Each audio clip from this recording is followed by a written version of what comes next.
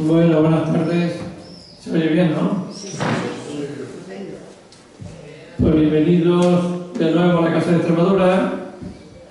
Hoy tenemos aquí a José Antonio Córdoba Fernández, que ya estuvo en la última ocasión dando una conferencia sobre los templarios, el mundo de los templarios, y ahora pues nos va a hablar aquí de lo último de Vales, ¿no? O Vales. Bueno, voy a presentarlo en líneas generales porque me ha dado aquí una pequeña presentación. Él nació en Santa Cruz de Tenerife. Desde el 87 vive en San Lucas de Barrameda. Articulista desde 2005. Ha escrito para Sanlúcar Información, Sanlúcar Digital y El Independiente como medios locales. A nivel autonómico para la Gaceta de Andalucía.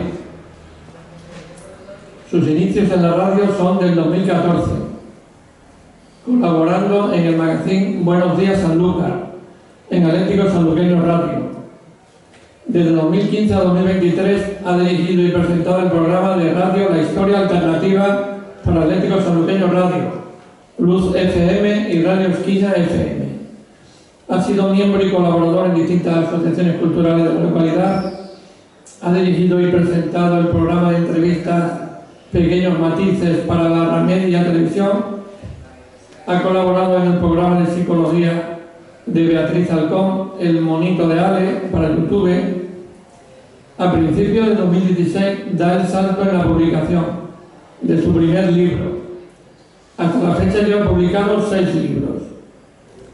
Saga, La Gitana y el Templario, 2016, 26 de agosto, 2018, El Halcón, 2023, El origen del Bencomo de Anaga, Poemas, reflexiones y cuentos, 2019, 100 poemas y un cuento, 2021, El jardín de mis desvelos, autobiografía novelada, 2020, Arden los cartones. Además de ayudar y maquetar libros para otros autores, noveles, se define como autodidacta y divulgador de nuestra historia, entre otros temas. Así que les dejo con José Antonio Córdoba.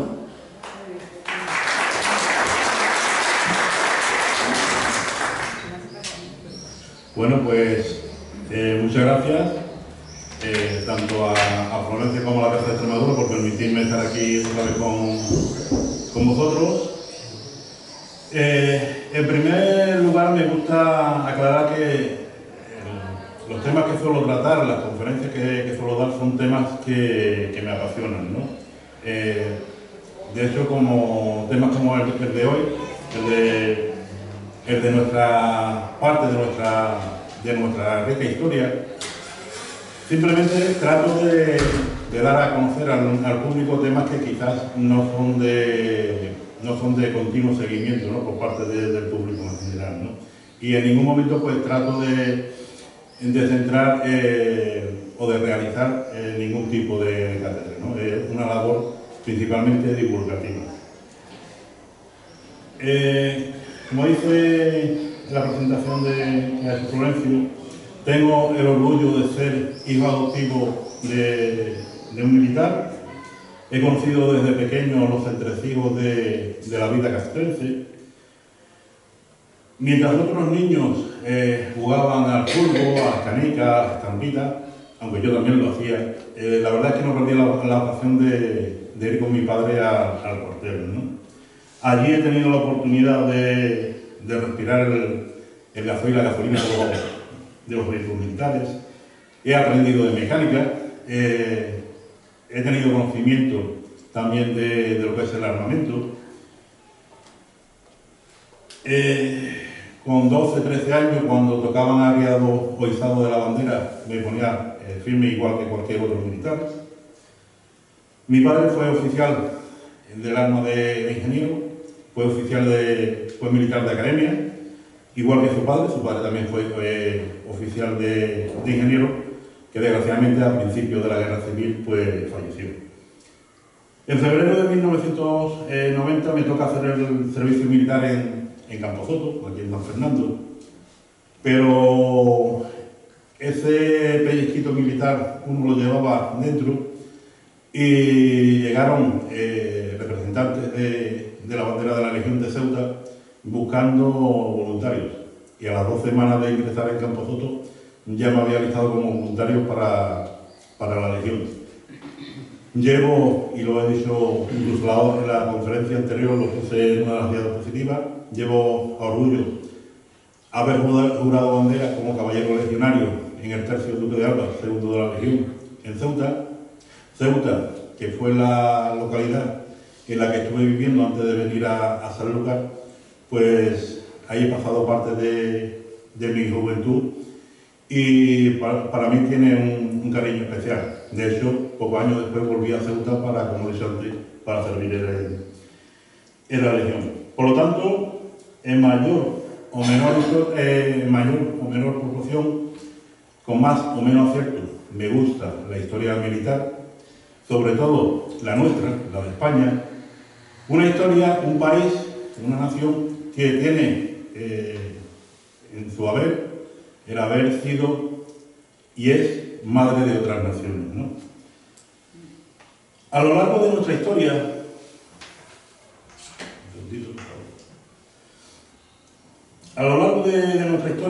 el hispano se ha caracterizado por ser un guerrero al que no le van las cosas fáciles. De hecho, contra más complejas son, mejor se nos da.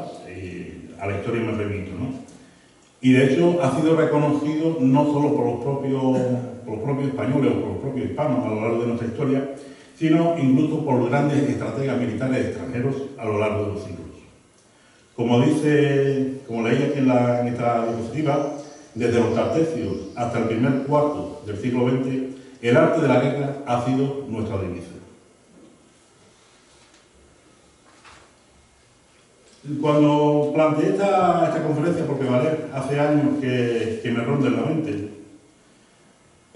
puse este título de decir que cuando estaba preparando esta conferencia no sabía que Saturnino era extremeño. Es una de las sorpresas que me encontré y por eso le puse este título, Saturnino Martín Cerezo, el extremeño que honró la memoria del Imperio Español.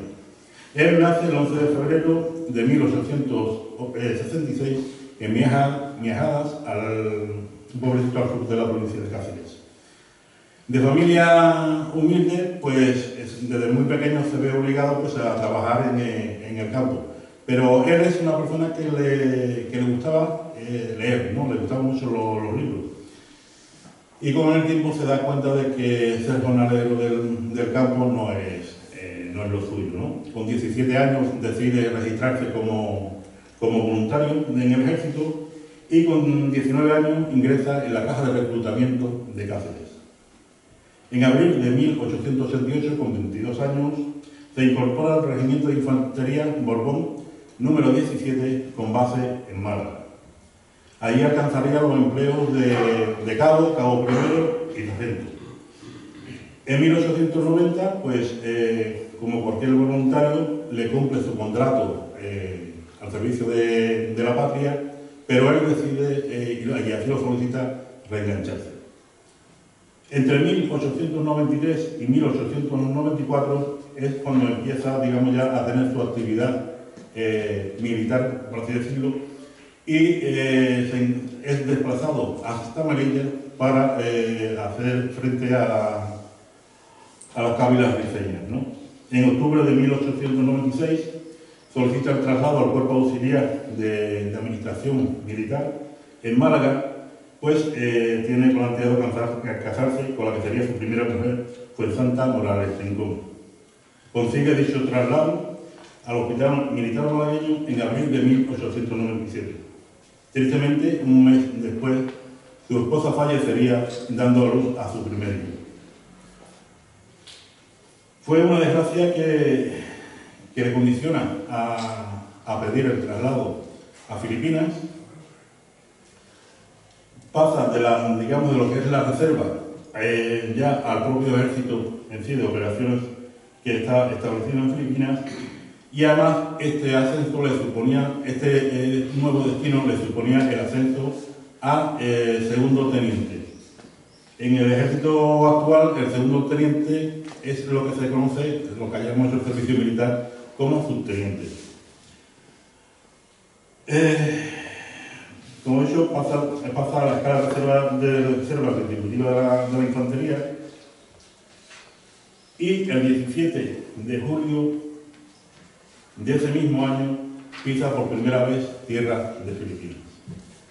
Cuando abordamos un tema histórico, o abordo un tema histórico, siempre me gusta recordar que es importante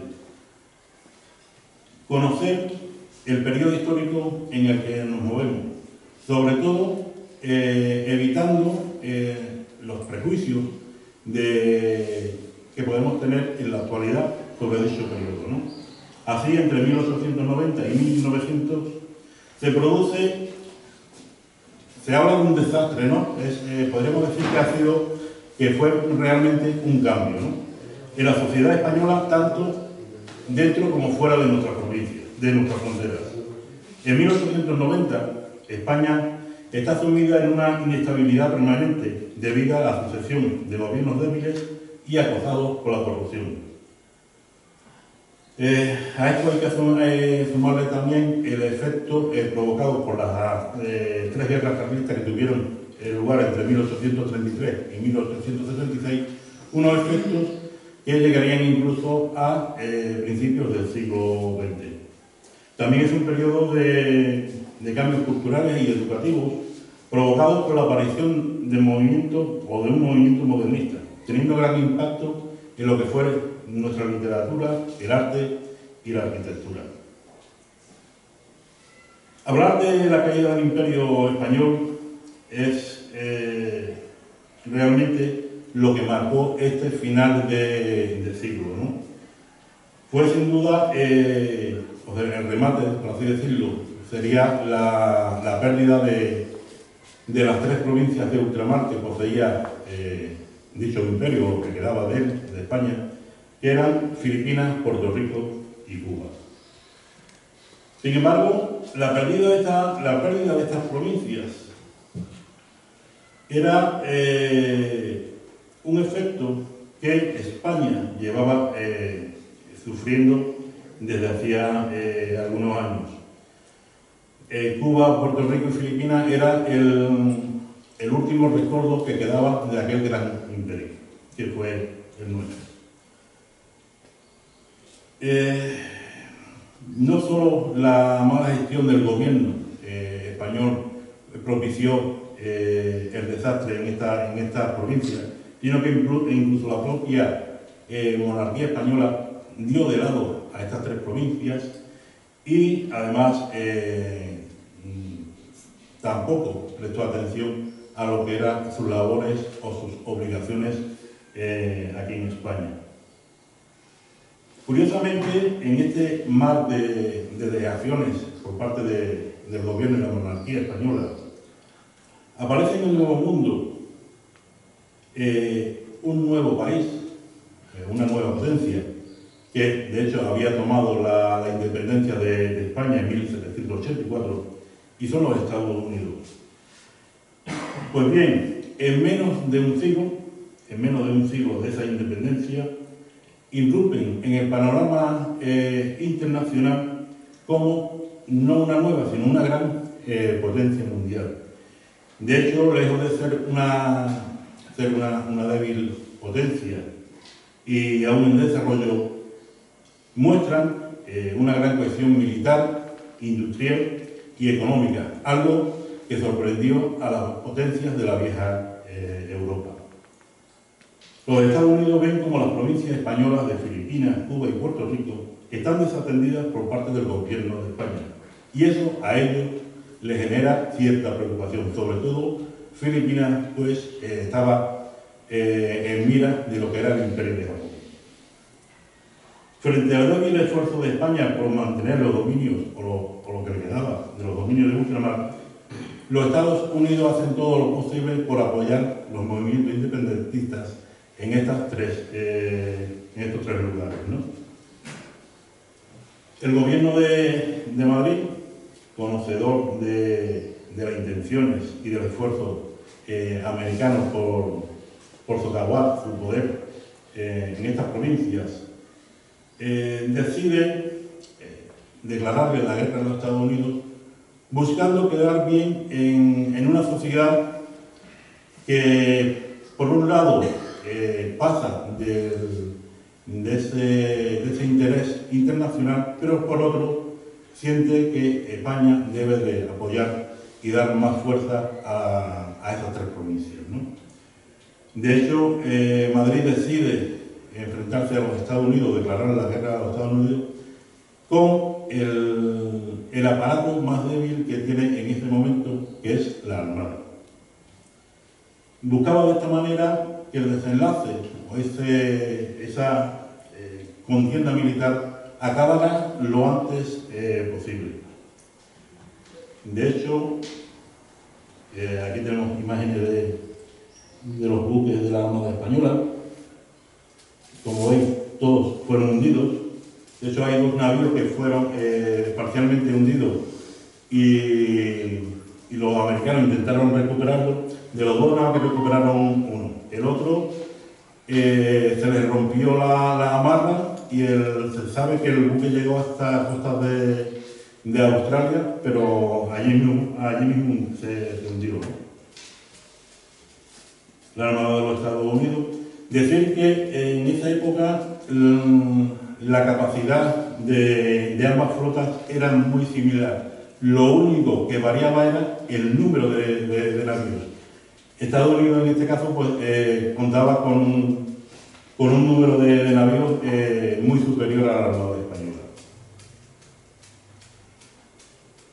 Efectivamente, tenemos que la primera derrota que sufre la Armada española es en Cavite, en Manila, el 1 de mayo de 1898, y la segunda y decisiva sería en Santiago de Cuba el 3 de julio del mismo año. Como decía antes, sin embargo, muchos estudiosos reconocen que la Armada española hubiera podido tener más posibilidades si el gobierno de Madrid hubiese decidido invertir en más navíos, ¿no? Ante las noticias de ese confrontamiento naval, y lo comentaba antes con uno de ustedes la puerta, Madrid decide poner rumbo a Filipinas una escuadra de reserva, la escuadra del acorazado un Pelayo, que tenía la base en Cádiz.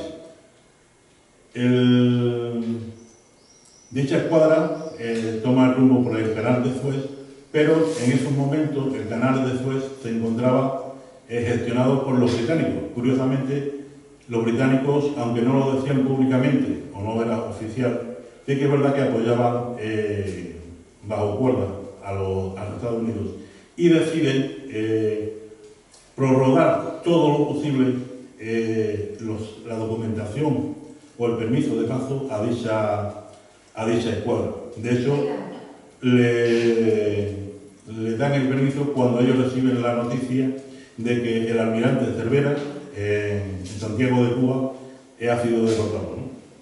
Ante esa situación, Madrid ve que ya es inútil que dicha escuadra vaya para Filipinas y lo ordena que regrese a Cádiz.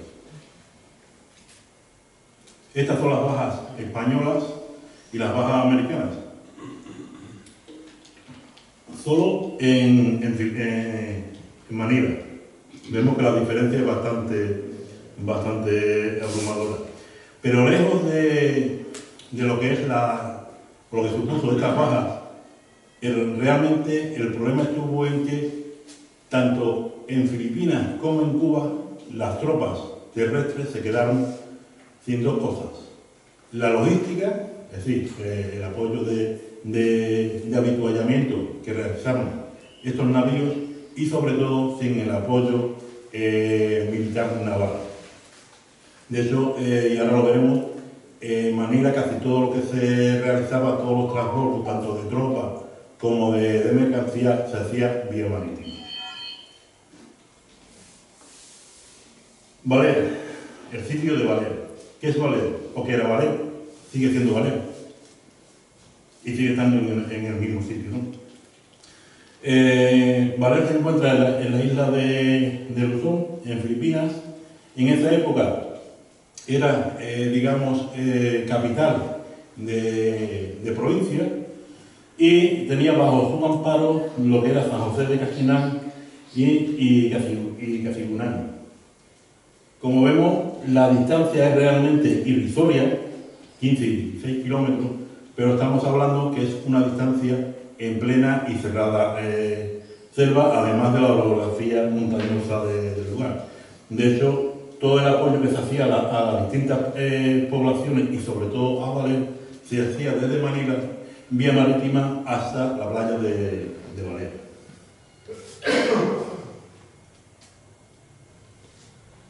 Esto me ha salido un título un poquito romántico, Valer, la eterna sitiada, pero es verdad que sufrió diferentes sitios, ¿no? El primer Valer es una localidad que hasta principios de septiembre de 1897 toda la fuerza que disponía para su seguridad era un cabo de la Guardia Civil de origen español y 4 guardias de origen filipino. En 1890 el movimiento independentista en las Filipinas empieza a tomar un protagonismo bastante importante y preocupante, sobre todo para el gobierno de España. Pero es a partir de 1896 cuando ya se empiezan a ver los primeros enfrentamientos con las tropas españolas.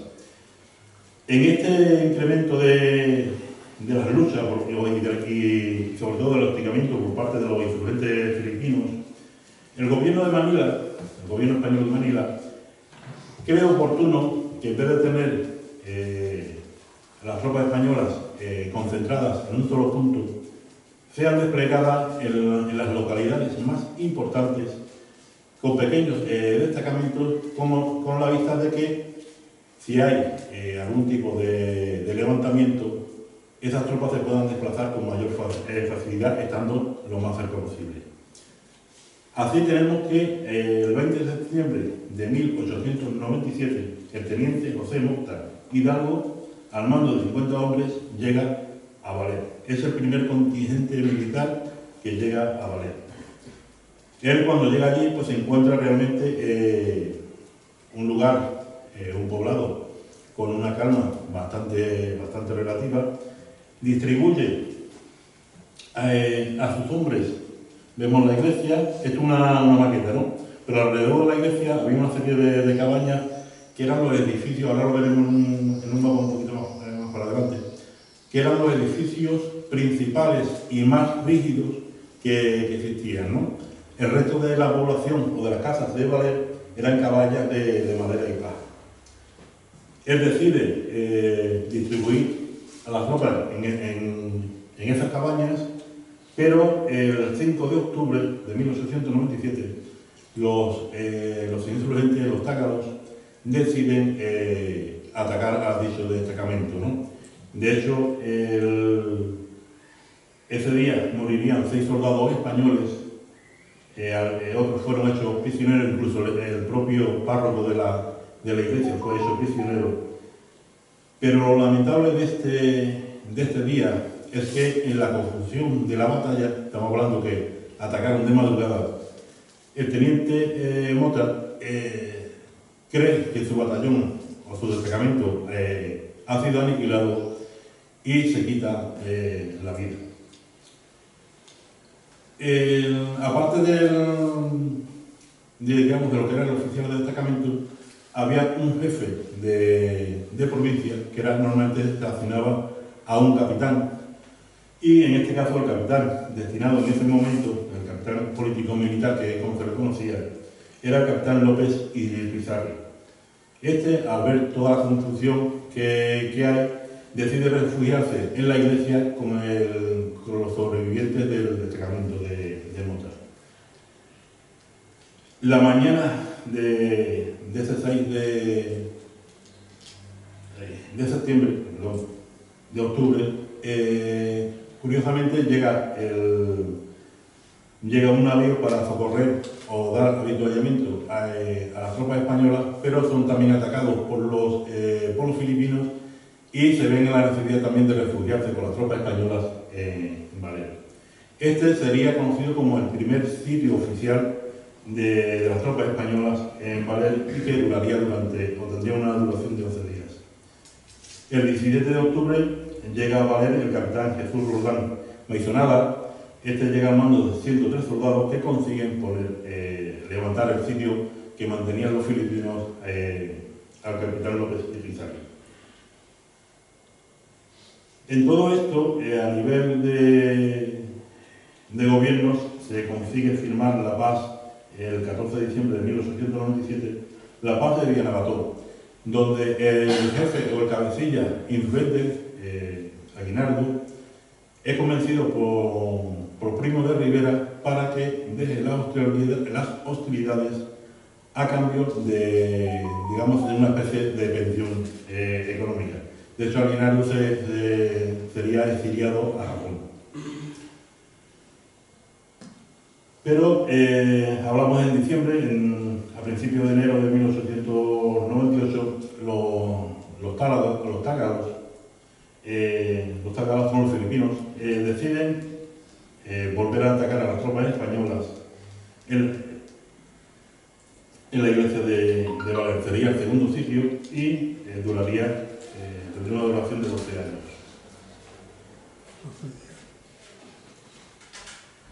El vapor Compañía de Filipinas, como decía antes, todo llegaba a Valer a través de mar.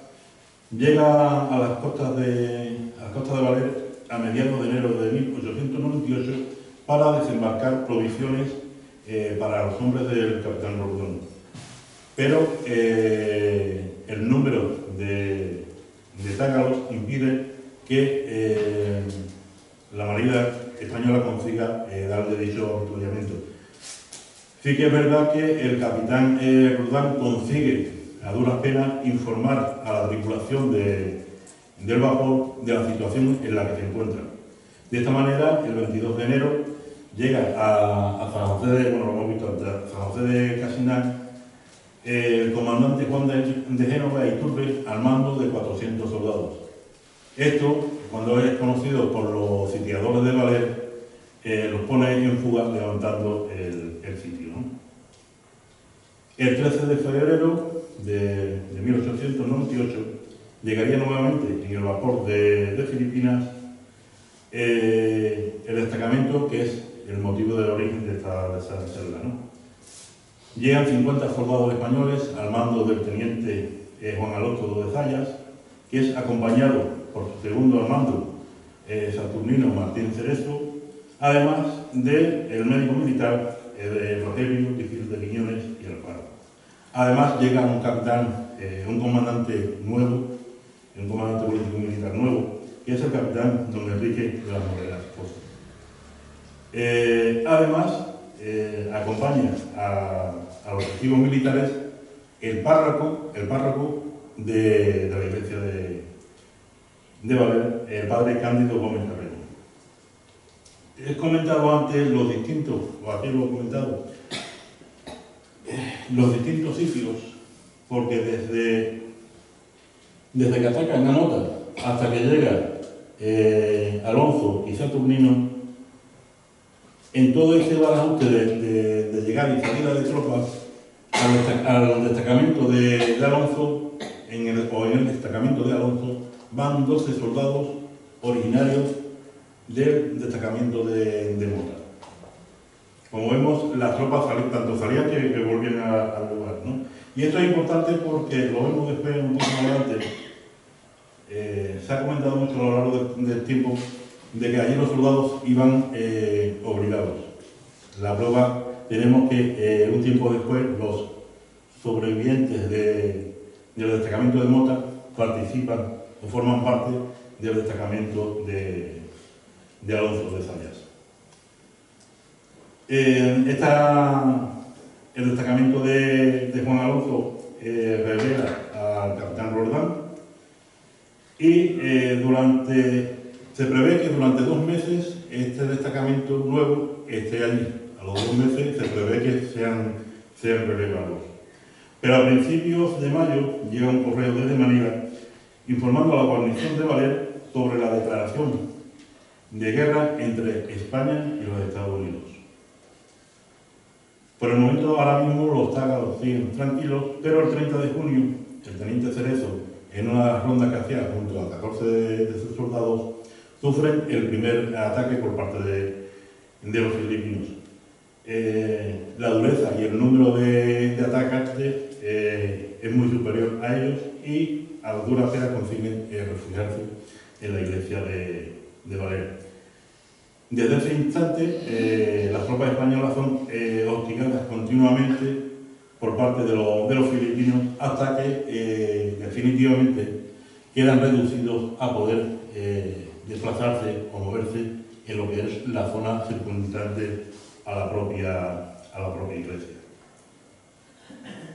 Aquí tenéis los últimos de Valer. Ese es el cuadro de mando, ¿no? Decir que lo que es el comandante político militar no poseía autoridad militar sobre el destacamento. Era aunque sea siendo militar, era un cargo más político que militar. No he conseguido encontrar fotos de Juan Alonso, tenemos a Saturnino y tenemos al médico, a Miguel Quiñones, ¿no?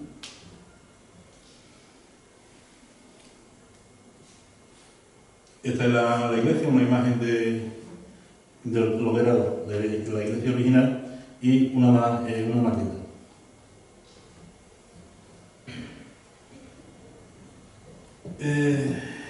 Ya una vez establecido el sitio con las tropas españolas condicionadas nada más que al perímetro de la iglesia, contemos que este perímetro y esta trinchera es territorio español y todo lo que circundaba estaba en poder de los filipinos. De hecho, esta trinchera, que ahora veremos un mapa más adelante, es mucho más grande y es realizada y tomada por los filipinos. El jefe del destacamento, el segundo teniente Alonso, fallecería de beriberi, que sería la enfermedad que más atacó a las tropas, el 18 de octubre de 1898. Tomando el mando, pues, Martín Cerezo. Como comentaba antes, aunque de las Moreras era un oficial de mayor rango, pero de carácter político, tanto Alonso como Martín Cerezo, una vez estaban dentro del sitio, cualquier decisión se la consultaban a él, puesto que era un oficial de mayor graduación y más veterano. Martín Cerezo lo estuvo consultando todas sus acciones hasta que de las Moreras fallece por la beriberi el 22 de octubre de 1898. Desde ese instante es Martín Cerezo quien afronta la contienda, ¿no? En aquella situación el único compañero que tenía era el propio médico Miguel Quiñones. Pero ambos mantenían y mantuvieron hasta el final la premisa que les hizo de las Moreras: no rendir la plaza. Nuestro protagonista, el teniente Saturnino Martín Cerezo, estuvo al mando del destacamento español en Valer durante los últimos 192 días. Es fácil de decir, pero en la situación de ellos hay que evaluarlo de otra manera.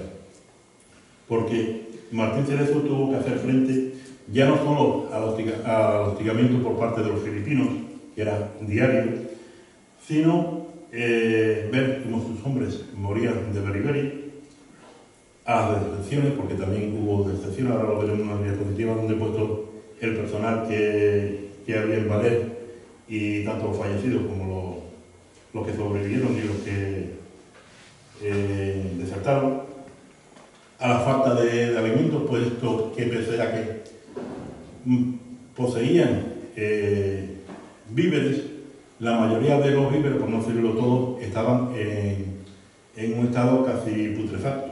Y contar que desde que son reducidos a estar dentro de la iglesia, no reciben ningún tipo de habituallamiento. Por tanto, ellos lo que hacen es racionar los víveres que tienen, unos víveres que ya de por sí ya estaban en mal estado, y con el paso de los días, las semanas y los meses, lo que se hace es que ese producto va a cada vez a peor.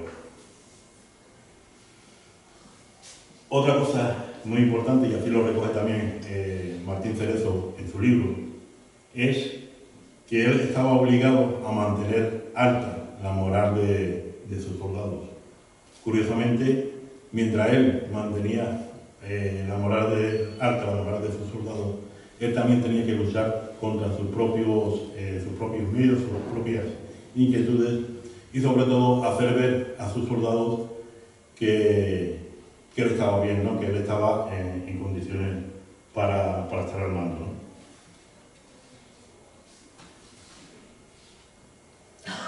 Como decía, este es el plano de Valer. Esta es la iglesia que hemos visto antes. Esta que está aquí en negro es la trinchera que tenían los filipinos.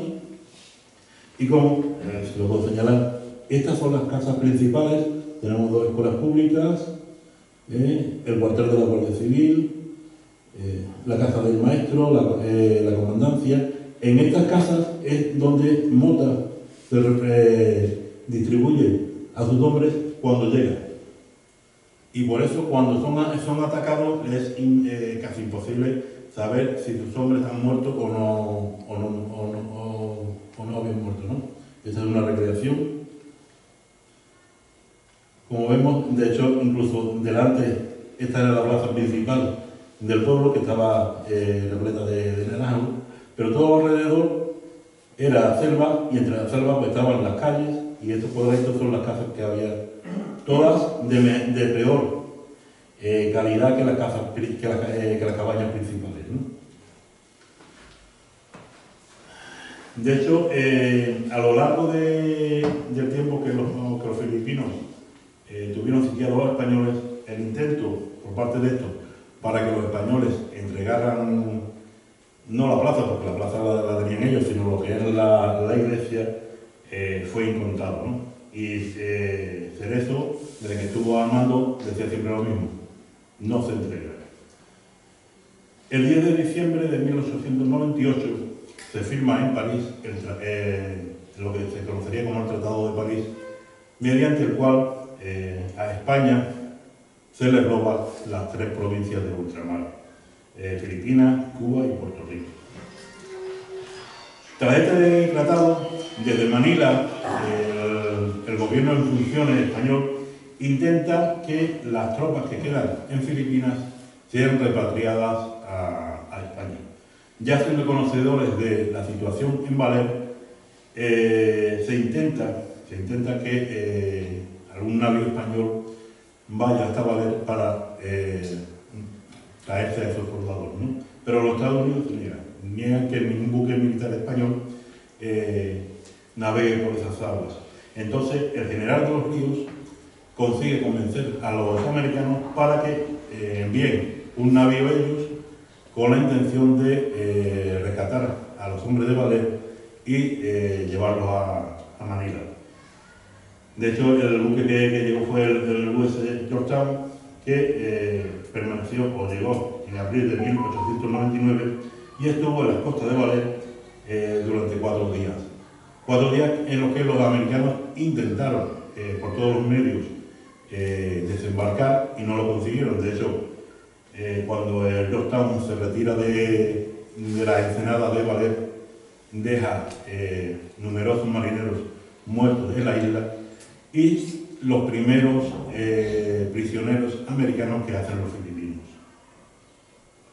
A principios de junio de 1899, ya Cerezo estaba decidido a salir de Valer porque ya la situación en la iglesia era insostenible. Decir que la iglesia tenía 30 por 10 metros, son unos 200 metros cuadrados, en los que dormían, hacían sus necesidades y, lo peor, enterraban a sus muertos. Es decir, que la tropa que permanecía viva se paseaba, por así decirlo, entre las tumbas de los compañeros fallecidos, ¿no? Él trata de que abandonar la iglesia y llegar a la selva para, de alguna manera, o creyendo que de alguna manera tanto él como sus hombres tendrían alguna oportunidad de salir de allí y llegar a Manila. El 2 de junio, mientras esperaba que la noche fuera propicia, porque él buscaba que fuera una noche sin luna para intentar pasar lo más desapercibido posible, el 1 de junio, o la noche del 1 de junio, no lo consiguen porque hay luna, y pasan el día 2 esperando a que llegue la noche a ver si es propicio, ¿no? Entre ese tiempo, uno de los últimos militares que los filipinos habían permitido que llegara hasta la iglesia de Valer para convencer a Cerezo y a sus hombres de que abandonaran la iglesia, fue el teniente coronel Aguilar, y Cerezo, y ahora lo vamos a escuchar, Cerezo lo único que dice es que él, de quien únicamente recibiría órdenes y aceptaría dejar la plaza, sería del general de los Ríos, ¿no? El coronel Aguilar, antes de marcharse, le entrega una serie de periódicos diciéndole que vea las noticias y que entienda que realmente ya España había dejado la Filipinas. Pues ese día 2, mientras hojeaba una serie de periódicos, se da cuenta, hasta no hace mucho, por aparte de publicarse los cambios de destino de los militares en el boletín de defensa, se publicaban en los periódicos. En los periódicos tú podías leer que fulano de tal, pues era trasladado como era compañero de Cerezo, desde Cuba a Málaga, ¿no?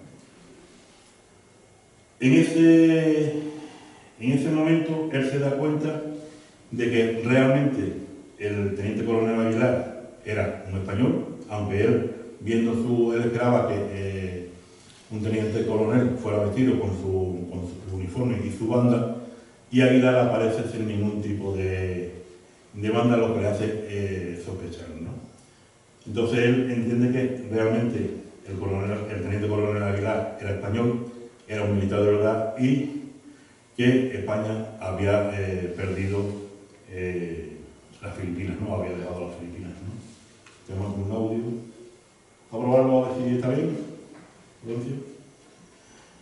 Hay dos películas, y vamos a hablar, no voy a hablar de las dos, pero sí de dos datos. Esta es lo último de Filipinas, producida en 1945.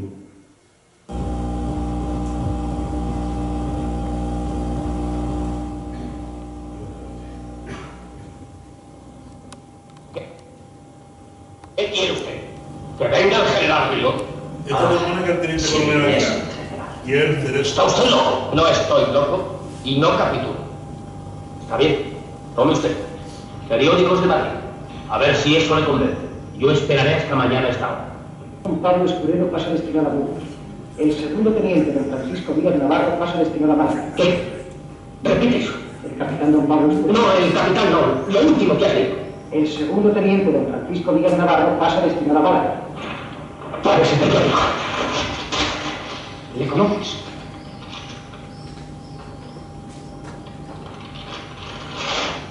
Virgilio, todo esto es verdad. Esta noticia no han podido inventarla los ganados. Entonces tenían razón todos. El capitán Ornero, el teniente coronel, los parlamentarios.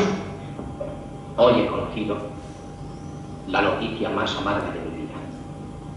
Hace 6 meses que las Filipinas no son nuestras.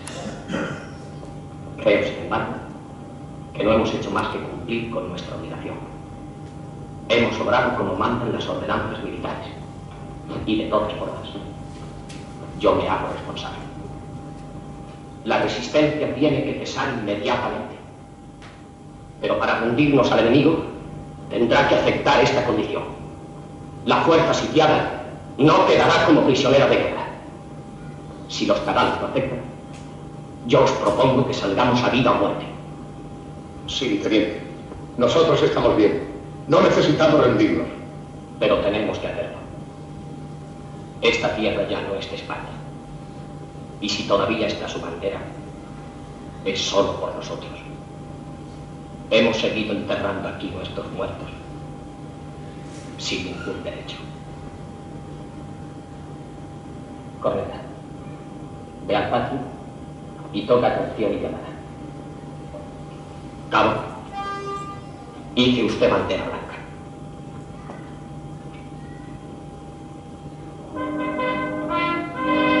De hecho, el corneta reconocería tiempo después que él nunca tocó rendición, sino que en ese momento se le ocurrió tocar cuatro notas que los filipinos tomaron como rendición, ¿no?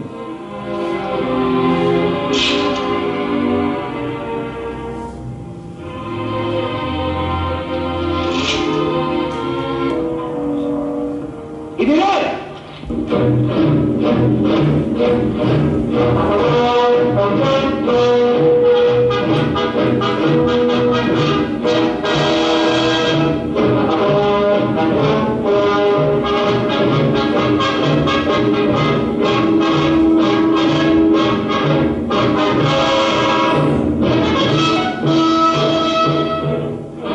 Y otra vez el teniente Martín Cerezo se enteró de las noticias con retraso.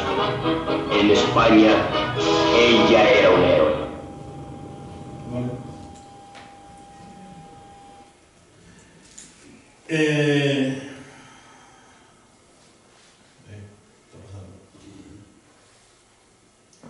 Quiero dejarla porque cuando Martín Cerezo se entrevista con el teniente coronel Teston, el jefe de las tropas filipinas que sitiaban la iglesia de Valer, bajo ningún concepto, y así está recogido, acepta que tanto él como sus hombres sean tomados como prisioneros de guerra. De hecho, dice que si los filipinos deciden tomarlos como prisioneros, rendirán la plaza, pero a sangre y fuego, ¿no? Cerezo redacta una serie de normas, como era que salir con dignidad del lugar, que no fueran tomados como prisioneros de guerra y que en ningún momento se les tomara represalia por las muertes que los españoles habían provocado a las tropas filipinas. El teniente coronel Teston acepta siempre y cuando las tropas españolas tampoco dejen en mal lugar a los filipinos, ¿no? Se firma dicho acuerdo, dicha capitulación. Nunca fue, se hablaba de que era una rendición, nunca fue una rendición, fue una capitulación. Y por eso me ha gustado poner este final de este tramo de la película, porque los que conocemos un poco la vida militar, es muy raro que un ejército enemigo conceda un pasillo de honor, que es el que hacen los filipinos al final, a las tropas enemigas. Eso deja de entrever que ya los propios filipinos y sobre todo los mandos concedían gran valor a los españoles que habían estado resistiendo durante todo ese tiempo, casi un año, en Valer. De hecho, el propio presidente Aguinaldo, el presidente filipino, ya había ordenado y dictado que a las tropas, el día que se decidieran a capitular, fueran tratadas como amigos, nunca como enemigos. De hecho, durante el periodo que estuvieron sitiados los españoles, una de las estratagemas de los filipinos fue tomar a dos franciscanos que habían capturado en Casinay y mandarlos para intentar convencer a Cerezo y a sus hombres de que abandonaran la iglesia. Cerezo, cuando se entrevista con estos frailes, los frailes le cuentan cuál es la situación. Ellos tampoco conocían la verdadera situación de que España ya había entregado a las Filipinas, y lo que hacen es prefieren quedarse con las tropas españolas dentro de la iglesia a volver como prisioneros con los filipinos. En ese pacto, en esa firma de pacto que hace entre Tuzo y Cerezo, el teniente coronel Tuzo dice que lo único que no va a admitir es que los dos frailes salgan con las tropas españolas, sino que se quedaban como prisioneros, puesto que él afirma, y así lo sabemos, que dichos frailes habían sido hechos prisioneros no en Valer, sino en Castellón mucho tiempo antes. Y Cerezo pues lo admite. Entonces salen las tropas españolas, pero los dos frailes vuelven a quedar presos de los filipinos. Este es el listado que comentaba antes, donde podemos ver en azul lo que son los oficiales y la tropa que salió de Filipinas, los fallecidos, el propio párroco de la iglesia falleció también de Beriberi, los desertores, hubo 2 fusilados, que esto ha dado mucho que hablar, y 2 mutilados. El tema, antes de seguir, el tema de los fusilados, que después incluso Cerezo tuvo que dar cuentas ante un juicio en Madrid cuando llegó a España, una vez presentó los informes de por qué se había procedido al fusilamiento de esos 2 soldados, Cerezo creyó la causa, ¿no?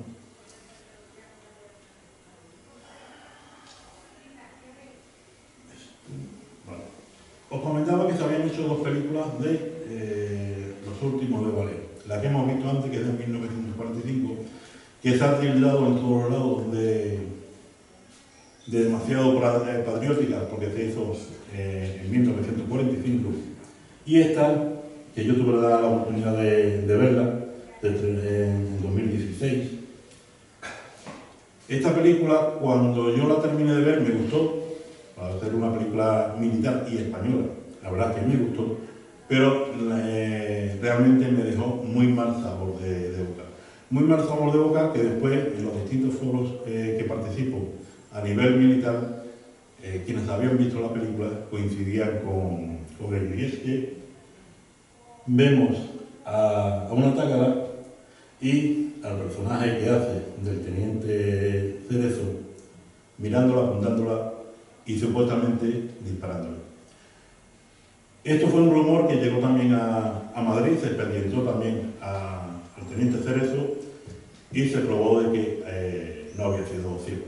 En esta película de 2016 se recrea esa situación, entre otras, que no voy a entrar a valorar, pero esta es la que más me molesta. Por eso pongo el título y pongo como director un impresentable. Un impresentable por el sentido ya no solo de lo que hace con la película, sino de las declaraciones que hizo una vez en una serie de entrevistas, en la que se decía que él lo que intentaba era no hacer una película patriótica como se había hecho en la de 1945, y que lo que procuraba era hacer una película no belicista. Aquí lo puse yo antes, que mejor hubiera hecho algún episodio de La Pantera Rosa, ¿no? Ese es el problema, y es lo que lo decía al principio de la conferencia, cuando juzgamos un tema del pasado, un tema histórico, con nuestra mentalidad de hoy en día, ¿no? Son periodos que nos guste o no nos guste, forman parte de nuestra historia. En este caso, incluso la propia familia de Cerezo hizo declaraciones de que, como se tildaba a su abuelo en esta película, no hacía honor a la realidad. Ya os digo, lo ponían como un asesino, ¿no? Y curiosamente, buscando información, me encuentro con esto, ¿no? Martín Cerezo nunca olvidó a sus hombres, dentro de sus posibilidades estuvo preocupado por ellos. Uno de ellos era el propio Corneta, que comentaba antes, que él decía que nunca había tocado rendición ni capitulación, sino que un toque que se inventó. Y este hombre fue asesinado durante la Guerra Civil Española, y Martín Cerezo, una vez finalizada la guerra, recibe a su viuda e hijos y le ofrece ayuda. Otro soldado, Luis Cervantes Dato, estuvo trabajando para él en distintas ocasiones en su finca de la calle Pineda, y el soldado Timoteo López Lario, con Adelina, ahora explicaré por qué, fallece a los 36 años, y cuando su hija cumple los 16 años es tomada al servicio de la familia de Martín Cerezo, cumpliendo así el deseo de su padre. De hecho, Adelina estuvo en la familia hasta el día de su muerte, ¿no? Adelina, y ahora lo veremos un poquito más adelante, Adelina fue, desgraciadamente, quien tuvo que darle una triste noticia a Martín Cerezo, que marcaría pues a este hombre el resto de su vida, pero lo vamos a ver un poquito más adelante.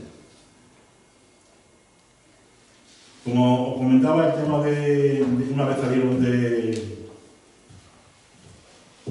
la iglesia, le hicieron ese pasillo, fueron escoltados hasta Manila por las tropas del propio teniente coronel Tucson, para evitar que ningún grupo de insurgentes atacaran a los españoles. Cuando llegan a Filipinas, pues los españoles que había allí los agasajan, los tratan bien, le hacen distintos regalos, ¿no? Desgraciadamente, Cerezo se encontraba mal en ese tiempo y tuvo que pasar 20 días hospitalizados en Manila. El 11 de julio de 1901 se le concede la Cruz Laureada de San Fernando. El 23 de abril de 1901 es trasladado al Regimiento de Reserva de Madrid, número 72, con base en Getafe.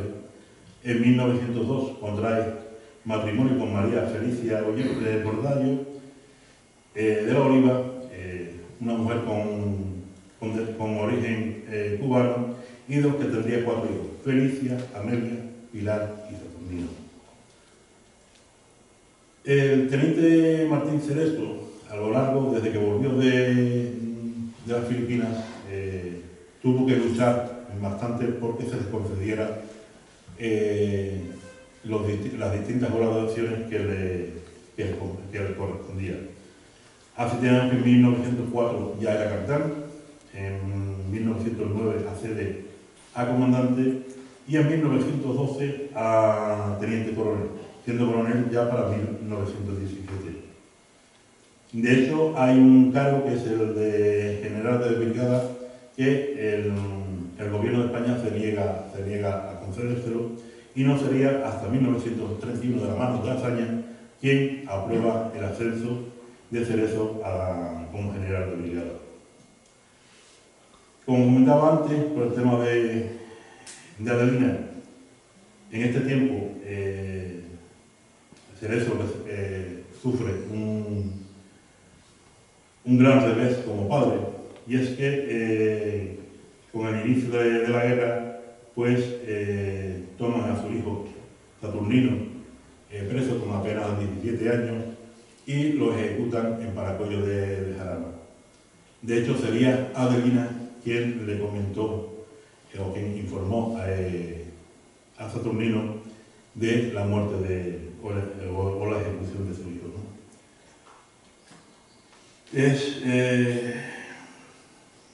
Saturnino, Martín Cerezo, fallecería a los 79 años de edad el 2 de diciembre de 1945. De hecho, no llegó a ver la película que hemos visto antes, ¿no?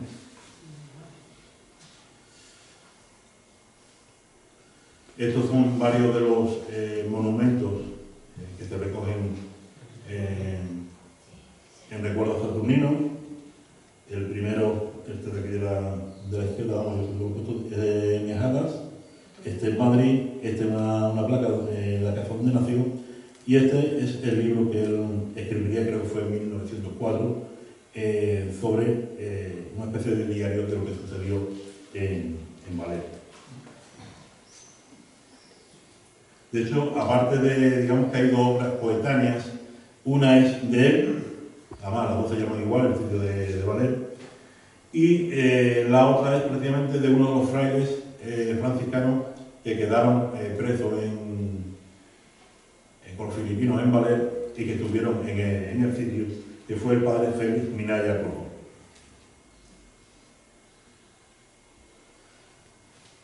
Hablamos de Cerezo, se habla de los últimos de Valer, y la gesta de Valer fue de los hombres que volvieron a casa, de los que murieron en aquella lejana tierra. Hay que decir además que detrás del destacamento de Valer, cuando regresó a España, quedaron en las Filipinas unos 5.000 soldados españoles que fueron repatriados poco a poco. Este fraile moriría en Filipinas, él decidió quedarse en Filipinas. Tenemos también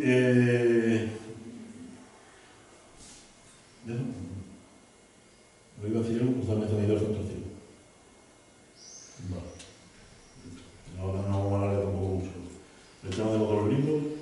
Sí es verdad que, aunque a lo largo de los años, sobre todo el ejército, ha ido realizando alguna que otra conmemoración de estas gestas y de los últimos de Filipinas, decir que realmente la familia y voluntarios los que realmente están poniendo, sobre todo de 15 o 20 años para acá, poniendo en garza lo que es el valor de aquellos hombres. Muchos de estos voluntarios son nietos tanto de los propios oficiales como de los soldados. De hecho, hace poco veía que se ha hecho un libro, lo que pasa es que no puedo hablar del nombre del autor, se ha hecho un libro tratando de recopilar la información o las historias de los soldados, de los veintitantos soldados que sobrevivieron en Valer, ¿no? Como anécdota, Sanlúcar cuenta con la calle a uno de ellos, uno de estos soldados, en la calle Pérez Leal, que es, si nos ponemos al final de la calzada, en dirección al polideportivo, la primera calle que cruza desde la avenida de las Piletas hacia la playa, de hecho, hacia el paseo marítimo. De hecho, este es el paseo marítimo, mirando hacia arriba, y este desde la avenida de las Piletas, mirando hacia el paseo marítimo. Este hombre, Miguel Pérez Leal, se apunta, aunque es de origen, por supuesto, ahora lo explicaré, está como sanluqueño, es decir, cuando él se incorpora a Filipinas, vive en Sanlúcar, pero es natural de la isla.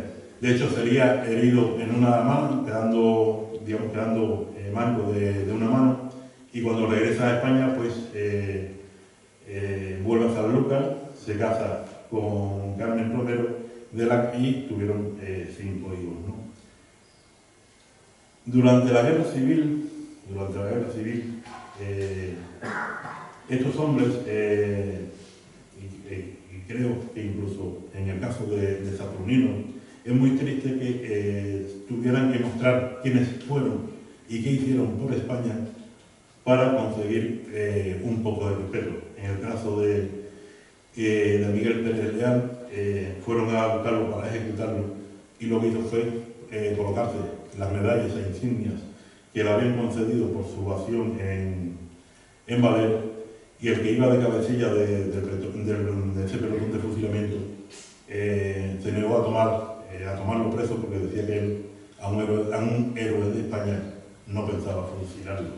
Hemos visto antes cómo el caso de otro de ellos fue fusilado.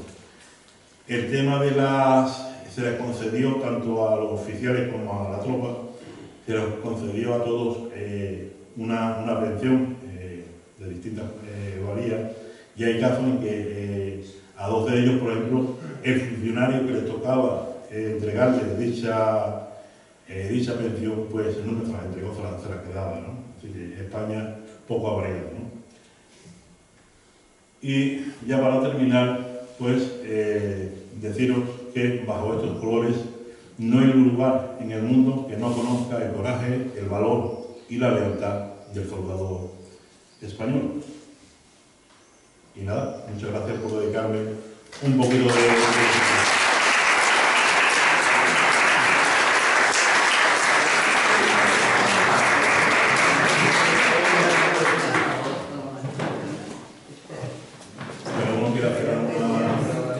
¿Alguna pregunta que no sea muy difícil?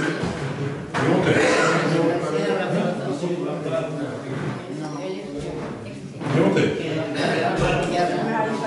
Perdón, escuchamos. Por favor, escuchamos. Gracias. Buenas tardes. Buenas tardes.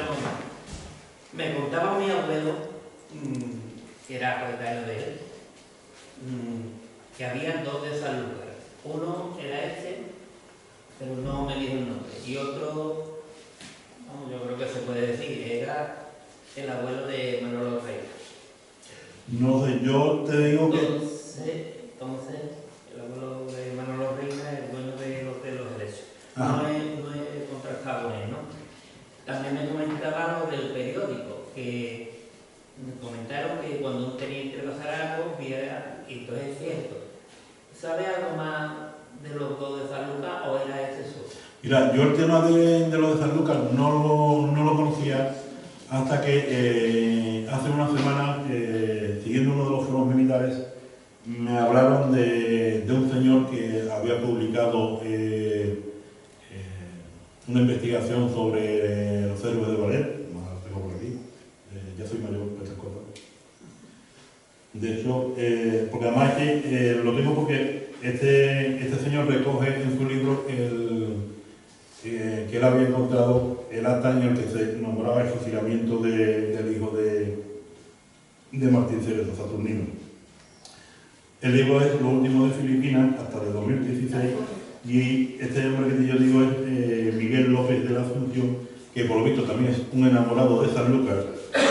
Y cuando le comenté y le pasé la foto del cartel de la conferencia, me dijo, sin ningún problema, encantado. Él publicaba el cartel en el foro en el que él se movía y que venía a Sanlúcar a visitar a uno de los antiguos, fueron soldados de ballet, y me quedé así. Fue él el que me dio el nombre y me dio uno nada, no sé que no lo conoce. Hay que también saber si, porque había aquí un señor, no me acuerdo quién fue, que me comentó que su abuelo también había estado embarcado en Filipinas, pero claro, hay que distinguir si fueron soldados de Filipinas, que estuvieron en las Filipinas, o estuvieron en lo que es el propio sitio de ballet. Este que yo comento es de los últimos de Filipinas. Es que hay que aclarar que los últimos de Filipinas no son los de Saturnino. No, es un nombre que se le ha dado, ¿no? Pero que realmente soldados filipinos, yo comentaba antes, tuvieron alrededor de unos 5.000 efectivos que fueron repatriando desde Filipinas poco a poco. Pero mi abuelo comentaba lo mismo del periódico, entonces la misma... Sí, puede ser. Ya te digo que no... De todas formas, esta noche o mañana, cuando tenga un hueco, se lo voy a comentar a este hombre, a ver si él conoce esa historia, de que haya otro sanluqueño en Filipinas, en Sanlúcar. De hecho, bueno, un amigo, Hilario Abad, me comentó de que había estado en Sanlúcar el nieto de uno de los nietos de Cerezo, y Florencio me pasó el otro día la foto comentándome también lo...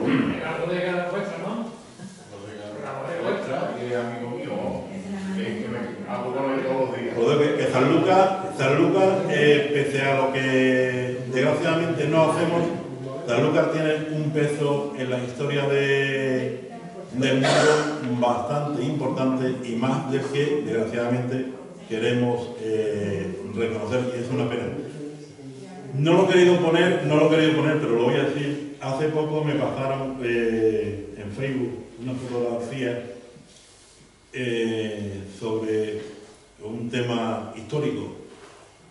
Y mi comentario fue que, desgraciadamente, si el cine de mierda que tenemos en España se dedicara de vez en cuando a hacer buenas películas, no lo que hemos visto antes, sino buenas películas sobre nuestra historia, Hollywood, con sus famosas películas, no tenían nada que hacer. Sí, tendríamos cine histórico, estoy hablando, cine histórico no por años, sino incluso por siglos. Contar, y lo decía al principio, es que España, el Imperio Español, fue madre de naciones. Es decir, tenemos tanto nuestra historia como la de las naciones que con el tiempo se fueron naciendo a fragor de la de España. Pero desgraciadamente eso en España está muy mal visto, el que se hable del tema, todo lo que tenga que ver con el tema militar. Ya no hablo de guerras ni nos guste o no, el tema histórico y sobre todo las guerras forman, y lo decía al principio de la exposición, forman parte de nosotros. Si nos ponemos a mirar la historia, hasta el fin de la guerra civil, España siempre está en guerra. Siempre. Es muy difícil, además de hecho hay grandes historiadores que lo reconocen, que no es hasta, vamos a hablar, del final de la guerra civil, cuando España llega a tener cierta calma en lo que es las confrontaciones militares.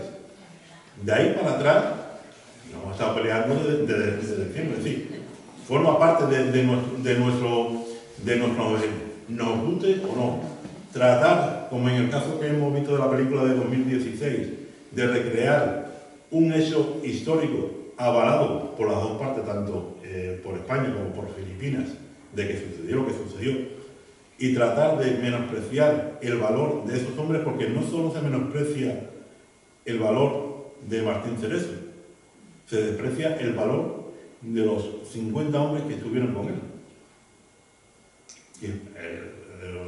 10 y algo, 17 o 16 fallecieron allí, ¿no? Entonces, tristemente, juzgar esos hechos con nuestra mentalidad moderna, flaco favor le hacemos a la riqueza que, no desgraciadamente, sino por suerte, tenemos.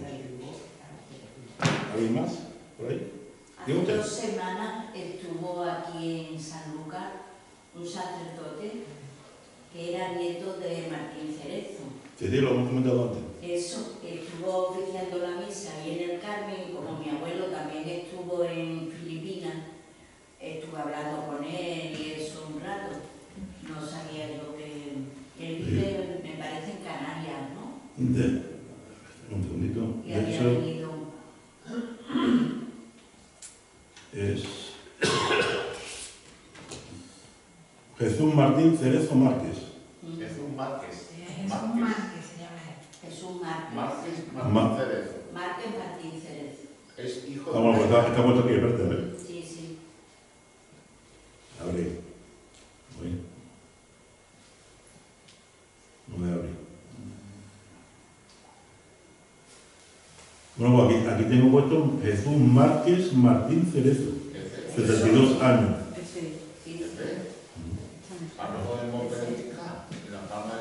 Ahí está.